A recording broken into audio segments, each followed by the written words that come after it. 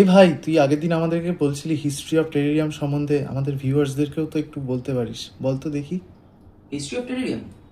আচ্ছা, দেখ, 19th সেঞ্চুরির শুরুর দিকে যখন ব্রিটিশ কলোনাইজেশন তুঙ্গে, সেই সময়ে তারা সাউথ আমেরিকা, অস্ট্রেলিয়া এবং এশিয়া থেকে বিভিন্ন দ্রব্য এক্সপোর্ট ইম্পোর্ট করতো ব্রিটেনে।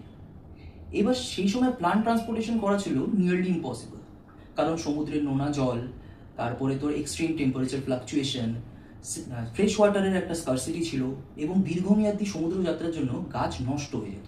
ঠিক এই সময় 1829 সালে লন্ডনের একজন ফিজিসিস্ট এবং প্যাশনেট বটানিস্ট ন্যাথনিয়াল ব্যাকশোভার্ড, যাকে ফাদার অফ টেরেরিয়ামও বলা হয়, তিনি একটি সিল্ড গ্লাস বটলে কিছু শুকনো পাতা, মাটি এবং একটা মথের পিউপা নিয়ে স্টাডি করছিলেন। তার মূল উদ্দেশ্য ছিল পিউপা থেকে মথ কিভাবে বের হয় সেটা পর্যবেক্ষণ করা। কিন্তু কিছুদিন পরে তিনি দেখতে পারলেন সেই সিল বটলের মাটিতে কিছু ঘাস এবং একটি ফান জন্মেছে। জিনিসটা দেখে তিনি কিছুটা সারপ্রাইজ হলেন, এবং তারপরে জিনিসটাকে স্টাডি করলেন এবং বুঝতে পারলেন সেই মাটিতে থাকা নিউট্রিয়েন্ট এবং জলকে কাজে লাগিয়েই ওই সিল বটলের ভেতরেই একটা ওই গাছগুলো একটা সেলফ সাস্টেনিং ওয়াটারিং সিস্টেম এবং সেলফ সাস্টেনিং ইকোসিস্টেম তৈরি করেছে।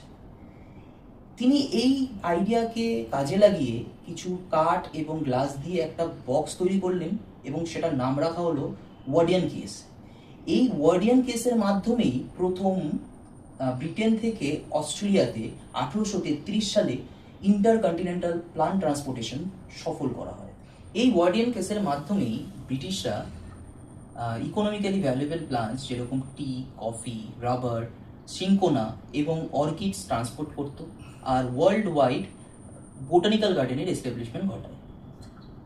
ইন্টারেস্টিং ফ্যাক্ট যেটা হলো, ব্রিটিশ প্লান্ট এক্সপ্লোরার রবার্ট ফরচিউন এই ওয়ার্ডিয়ান কেসকে কাজে লাগিয়েই বা ওয়ার্ডিয়ান কেসের মাধ্যমেই চায়না থেকে টি প্লান্টকে ইন্ডিয়াতে নিয়ে আসেন, এবং আসাম ও দার্জিলিংয়ের বিভিন্ন অঞ্চলে প্রথম টি প্লান্টেশন হয় ইন্ডিয়াতে।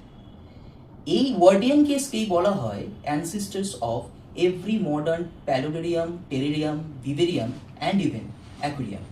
তাহলে হিস্টোরিক্যাল ফ্যাক্টস অফ টেরেরিয়াম বোঝা গেল তো? একদম, অনেক তথ্য জানতে পারলাম, এবং আমাদের শ্রোতা বন্ধুরাও এটা শুনে অনেক কিছু জানতে পারবে, উপকৃত হবে। Thank you. যদি ভালো লেগে থাকে ভিডিওটি, অবশ্যই কমেন্ট বক্সে জানাবেন।